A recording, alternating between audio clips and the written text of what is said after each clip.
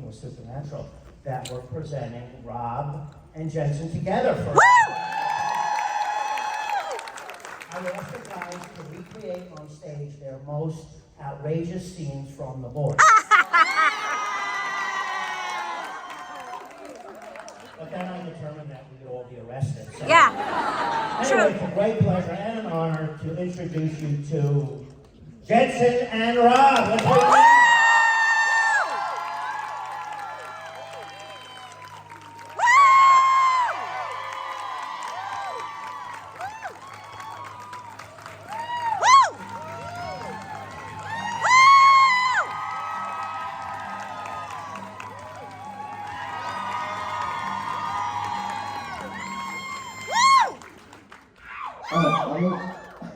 A microphone height is insulting.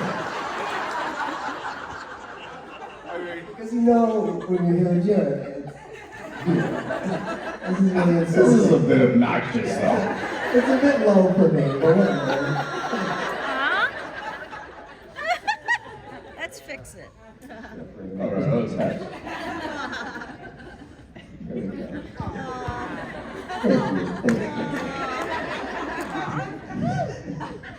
Thank you. Let's see the pictures.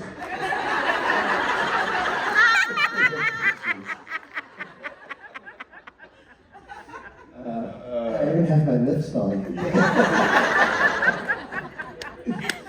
You wear those? I've never really worn them. I just have heels. I've worked with an actor who wore them. I won't say who. No. And it wasn't because he needs them. It was more like it was like a character thing. Like the character actually had to be bigger than the other thing. So it wasn't like it wasn't some sort of insecurity he had because he doesn't ever wear them in real life. But it was a character thing that I like put his like boot on at one point. I was like, oh no. It was like an extra 2.5 inches. Like It's just a lift in your heel. it's like an insert into your shoe that just goes. Yeah, don't get any ideas. That changed things for me. The big sheriff in town. How was last night there, Rockstar? It was great. Really good show, such a great audience. Energy was amazing, and yeah, it was awesome. Shepard was playing. Oh, sorry to hear He that. played a big 4/7. Yeah, we're giving him a lot of room. Yeah, that's a lot. Lot of Shepard. A lot of slack on that rope. Yeah, but no, it was great. Everyone was awesome. Everyone really brought it, and that was fun. Nice. Yeah, you guys had fun. Good. Well, welcome to the Gold Panel. Yeah, thanks for Sunday having me. morning Gold Panel. We had Jeff was supposed to be here this weekend. Yeah. He's dealing with some family stuff, so he couldn't be here. But so they were like, you fine just doing the Gold Panel by yourself? And I was like, I don't want Call Benedict. So we get Rob on the phone. No, it was fine, but then it was they were like, oh, well, you could use it as an opportunity to bring somebody else. I was like, well, I'm doing the afternoon panel with Misha. Oh, yeah.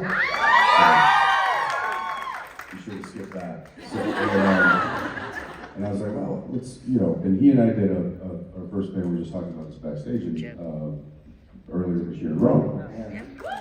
And thought it went pretty well. Yeah. But you hadn't, your voice episode, you filmed it, but you hadn't aired it yet. So we couldn't couldn't talk about it. couldn't really talk about it, so hands were tied. Yeah. Clothes were on. Yes.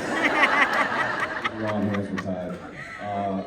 And it was like, oh, you should have Rob come and do the Gold Panel. You guys can talk voice stuff now. I'm like, oh yeah, that's great. Great idea. So not that we have to, Right. but now it's available. But now it's there. Right. Yeah. Yeah, in Rome, there was a lot of like, I can't, well, just watch. So I have to wait and see. Yeah, because the Eye of Sauron or Amazon is always watching. Yes. We don't want to I don't want to ruffle up Kirky's feathers. No, certainly not. He might write a lewd scene. Well, you know, you didn't escape. You also had to bear your buns on the show. Okay. It's funny, I don't get that reaction with mine. I go, oh God, no! Oh, make it stop! Turn it up! Oh, my eyes!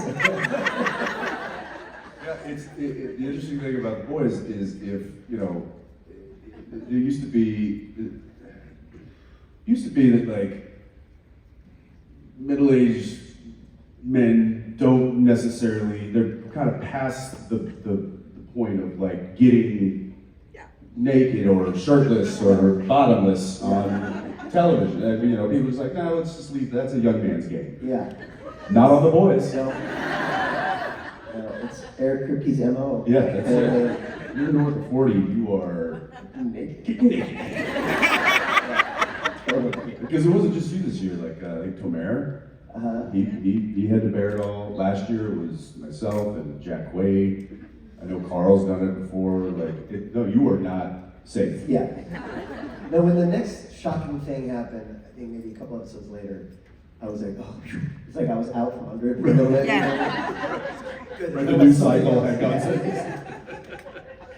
But yeah, there was some, I mean, the making of that episode was just wild. I could write a book about just...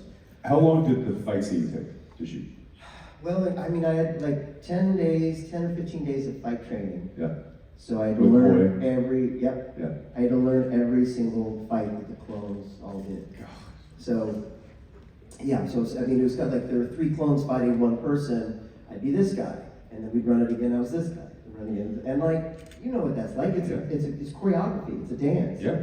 And so I had fight training, and then the fight sequence was like maybe 4 days to do that. I mean, the whole thing took me. I probably worked 30 days.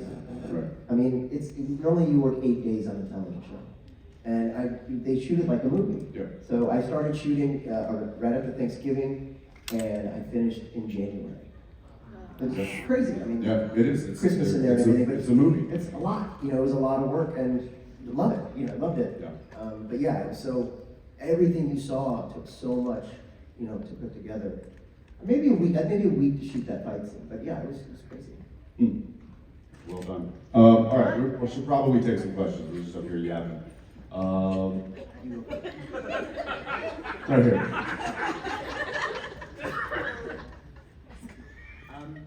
So I was on Facebook the other day, and you know it shows you like memories from the past, and I saw some of my old outfits from college, and they were awful. So my question is, do you have any like fashion or hair choices that you made in the past that you look back on and you're like, oh, He's making them now. I was going to say, I remember one time I had a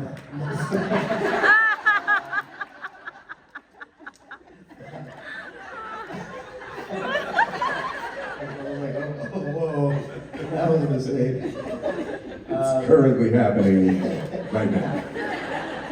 I used to love to grow, like this is about as long as my hair goes these days, but I used to love to try to grow my hair long. And I have curly hair, so my hair just, and I didn't know what hair product, I didn't use hair product.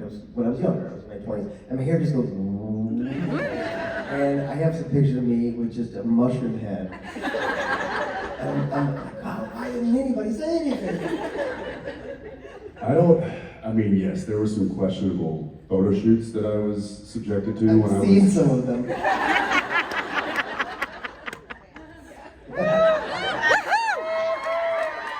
Pants. Yeah. Were you shirtless with like a cowboy hat in one of them? Of course. Check. Bingo.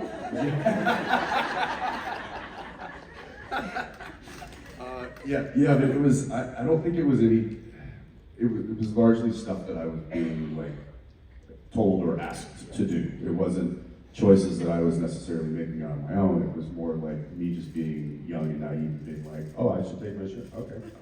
Yeah. And the cowboy hat, okay. And make a stupid face. That's what you guys want, okay. Brick pants? Sure. So there was, unfortunately, a lot of those things that I probably didn't want to do, but ended up doing, and now they get to haunt me for the rest of my life. But I also, like, since I was 18, I had usually had a steady gig going. Like I moved out to LA at 18 and immediately started working. And so I was never left to my own devices to make horrible fashion, or hair choices or something, because I couldn't, because, you know, I had a job. So I'm sure I would have. What were you like in high school? I did do, like, the one fad haircut thing I did was the undercut, the shave underneath everything? the whole thing, and then it kind of flops over. And that was not something that was like, oh, I'm gonna go to Supercuts and have them give me the trendy haircut today. I went to my friend Kevin's house and just went out into the back with a trash can And a hacksaw. and just No way. Wow. And so he just shaved. I just literally leaned over and he just shaved all of the underside of my hair, and then that was my haircut. Oh my So God. my mom wasn't real happy about that. Yeah. But this was also a person who, you know, had me rocking like the bowl cut my entire childhood. Your mom? Oh, yeah. It was, my haircuts consisted of getting the cereal in the morning, eating my cereal, my Frosted Flakes, and my mom just going, okay, back up. And I just back up, and she just go Wow. right across the brow. I thought you were gonna say eat the cereal and the bowl. Have a good day. Okay. Dishwasher? Yep. Yeah, I had a straight up mullet in high school. Did you? Yeah, like on purpose. That was the thing. Give me that haircut, short in the sides, long in the back, and I had one earring. Yes. Yeah, it was pretty cool. I tried to do the earring thing when I was, I don't know, maybe 15 or something like that. And it wasn't my dad was like, no way, absolutely no way in hell. And don't ever come home with one. I was like, okay. So I go to my friend Ty's house, and I'm like, you got a needle? Let's get this done, dude. You did it? Yeah. And then I got home, and I was like, you can leave. No way. And he's like, nope, not in my house. I was like, all right. So I had to take it out and just fused back together like pretty quickly. Wow. Yeah. So your buddy just went with. Yeah, did the ice, like all the ice on there. And then he just like, That's crazy. I was like, is it in? Is it in? Is it in? Is it bleeding? So stupid. So yes, these things haunt us still today. Yeah. Thank you for bringing us down memory lane. You know, fortunately, we're older and we don't have as many pictures of us as kids nowadays have. Yeah, that's true. No one. Thank God. Yeah. I mean, I've got a new baby now, and the baby, there are so many pictures of this baby already. Oh yeah. She's 6 months old, you know what I mean? It's hard to find a picture of me as a baby. Just because it's like real pictures in mom's Your closet, phone. you know? Yeah. Some of your file cabinets. Yeah. Yeah. Yeah. Okay. All right. Go ahead. Yeah, it's I know it is. Well, we made eye contact, so I have to go.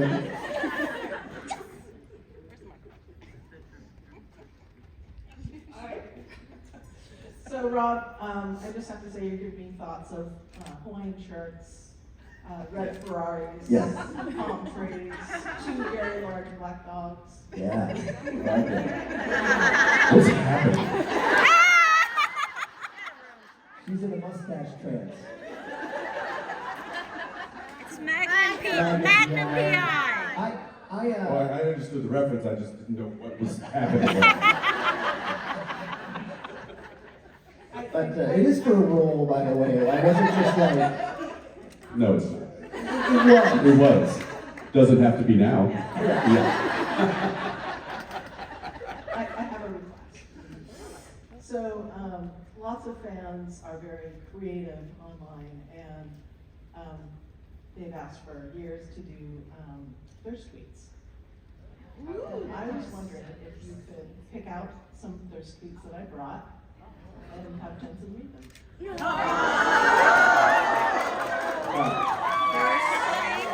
My turn to ask what's happening.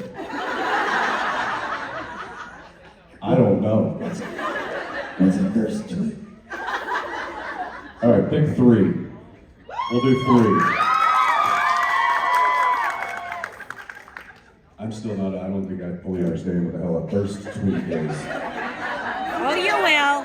You will. Okay, I mean, I think I know, but sometimes these things take on different meanings as they, age. Wow. Can I read these, or is this going to be an issue? Yeah, you're good. Houston? You're good. Do we have a problem? Okay. So it's a response to a picture of you. The whole thing's pretty thirsty. Where is this picture from? You're in the water. He's in the water. You see his naked shoulders and sunglasses. I think this might be, Photoshop? yeah. I don't think that's, He went on vacation. It looks like you. it does look like me. That's something you do. I don't know. It's certainly, I clearly wasn't aware that I was being photographed, so Right. maybe this is real. Okay, here's from Natasha Romanoff. At what? Romanoff. What did I say? Romanoff. Don't worry Romanoff? about it. Don't worry about it. Don't Wrong worry middle speakers. Okay. Every time I see this photo, I start laughing because I imagine Jensen getting up and it turns out that he was wearing 3 layers of clothes.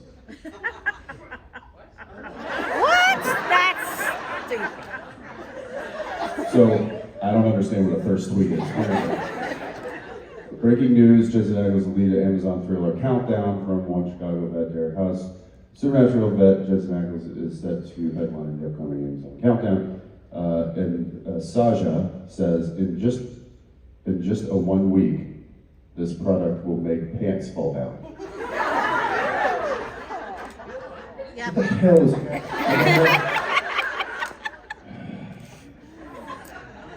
Willow says, Supernatural's Dean Winchester, played by Jensen Ackles, has been voted the most likely character you'd leave your man for.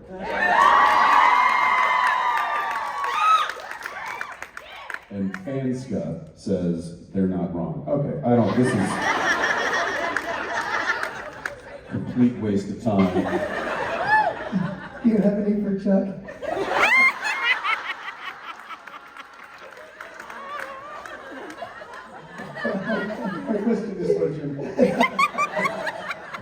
Okay. Wow, I still don't understand. I still don't understand what that. How about right here, black jacket? You. That's you. Yeah. That's the best, is when you point directly at them and then they go, Me? And what's funny about you look back to an empty room. yeah, oh, that's even best. You call somebody a last row and they're like, you guys are great. Well, being called on is like a lottery win. Hi. Hi. So you guys were talking a little bit about the fight scene that Rob did in The Boys, and I did some stage combat classes in school, and I love fight choreography and stunts. And so my question is, was there a stunt that you really wanted to do and they wouldn't let you, or a stunt that you actually got to do and it was your favorite from anything?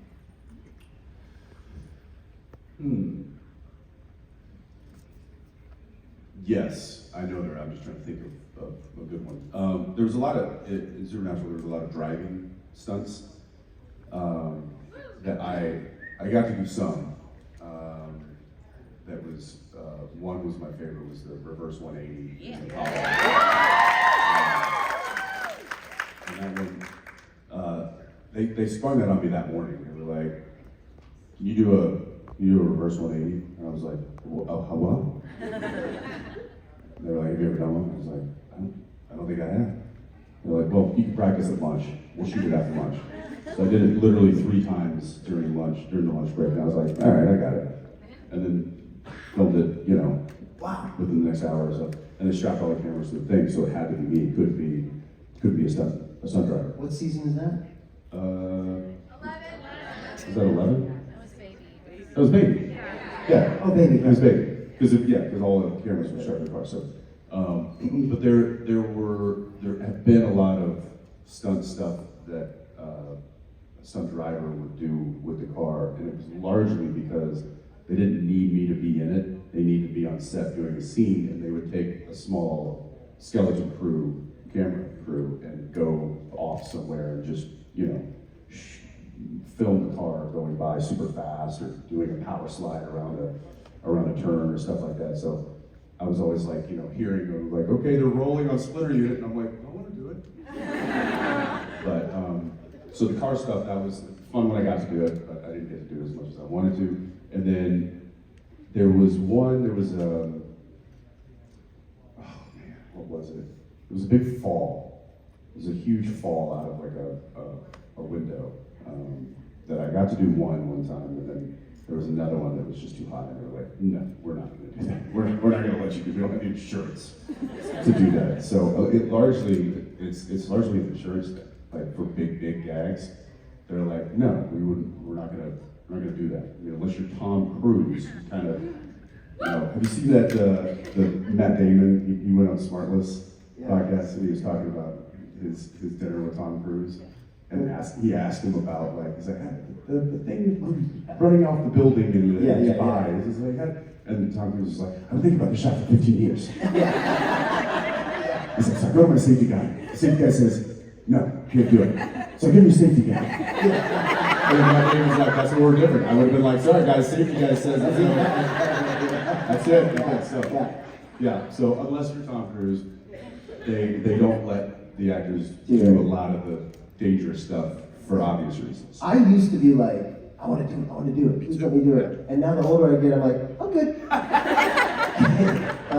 The boys, there's this big where mother's milk like lifts me up and I crash into a table, and I was like, so who does the crash into the table? Is that gonna be who's doing that part?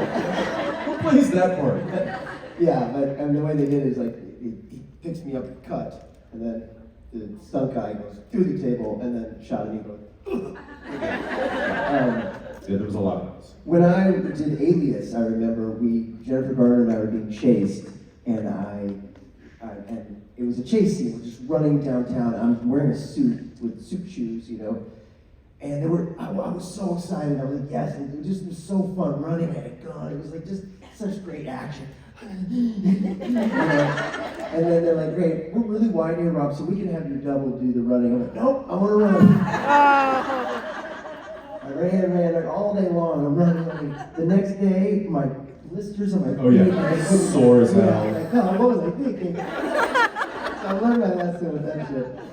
Before you're wide enough, I'll like tap out. Go ahead. Okay, I'm going to go over here. I'm going to go further in the back. This gentleman here with the glasses. That was you? Oh, wait, no. Oh, sorry. I The red black shirt. Yes. Red shirt. With the tinted glasses, yeah. I just wanted to stand for a second. Stretch your legs. Yeah. All that stunt talk. I know. I feel it. I just wanted to keep the beer thing going this weekend since we started that way when you got here. Family Business Brewing. Yeah. Is it going everywhere or? So we actually closed the tap room currently to focus on manufacturing for distribution. So we were starting to open up more accounts and spread our wings a little bit more, and it was basically we couldn't facilitate both the tap room and the new demand for distribution. So we had to close that down, and now we're focusing fully on that. And so hopefully we start. I mean, we gotta make some deals with the devil, which is distribution. Yeah, we're gonna go to the crossroads and talk to distribution companies. But then once we do that, then the expansion is, will begin to happen more. And we're also, hoping to change some of the very antiquated laws that prohibit beer from being shipped directly to customers. You can do it with spirits, but you can't do it with beer. So that's for some weird reason. Is there a timeline or? I mean, to get it'll gradually expand. So it would, I would say, I don't know. It all depends on distribution and also what we can facilitate from a manufacturing standpoint. We might have to outsource and like have one of our friend breweries start helping brew our recipes in order to facilitate some of the orders. So all good problems. These are all good problems to have. Yeah, thank you. Thank you.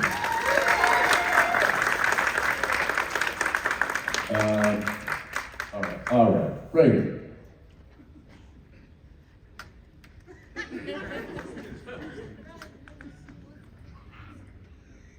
So you've both worked on cookie shows about 15 years apart. What has changed and what has stayed the same between being on early Supernatural and then being on The Boys?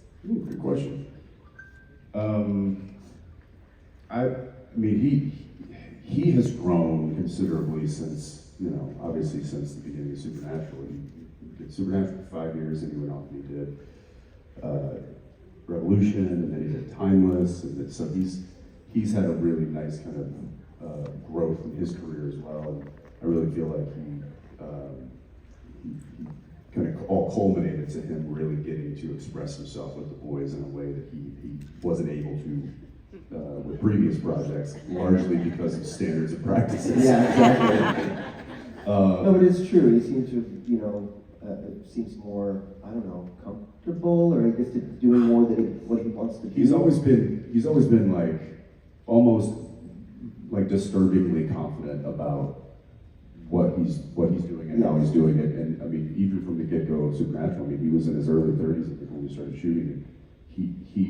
He had such a clear understanding of the world and the characters that he was building that, I mean, everybody was just like, go to the Oracle, because he knows everything. And so he was so definitive about the lines that which we were drawing this playbook with. And not all showrunners are like that. Not all writers are like that. You ask a question like, well, does this make sense for this character to be friendly to this other character? And the writer would be like, oh gosh, I hadn't thought about that. Let me think about that. And Kripke had an answer for everything. And everything is down to like, what kind of watch would Minutia. Splinter wear? Like, that's right by Kripke. Because Yeah. he wasn't in Toronto when we were shooting that. Every single decision down to the Gets emailed to Kripke and he touches everything. everything. And it's not like he's not like a crazy control freak where he has to manage everything. It's just that he knows. He knows, yeah. And so when anybody has a question in any department, they just go, well, let's just get the answer from the person who already has the answers, and that's usually Kripke. And so it's so great to work with somebody like that because you don't have to guess. You're not left to your own devices like, well, they're not really telling me anything, so I guess I'll just make up my own stuff. And so there's a lot that hasn't changed. I mean, I remember because he directed one of the episodes I was in Supernatural. He has a childlike energy about him, and and that really hasn't changed. He's still kind of It's infectious. Like Yeah. he's so excited about Yeah. what he does. Yeah. And it makes everybody working with him excited. yeah. So yeah, I agree. I don't think it's changed that much. I think it's just an elevated version of what we were used to. Yeah. Is kind of the difference between Supernatural and The Boys. It's like we're playing with the same friends on a bigger stage. Yeah, bigger field. Yeah. Is that one more quick one? No?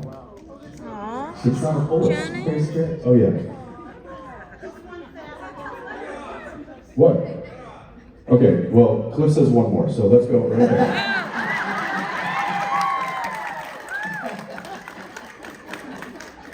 Real quick, Hi, good morning. favorite color, right? No, I'm kidding. So, my two friends couldn't be here today. Too long. That's it. You're good. Okay, two friends couldn't be here. Someone with a new baby. What is it? And you guys are someone with a new baby. Well, let's ask a guy with a new baby. So be prepared not to sleep. Sleep doesn't matter. Let's sleep.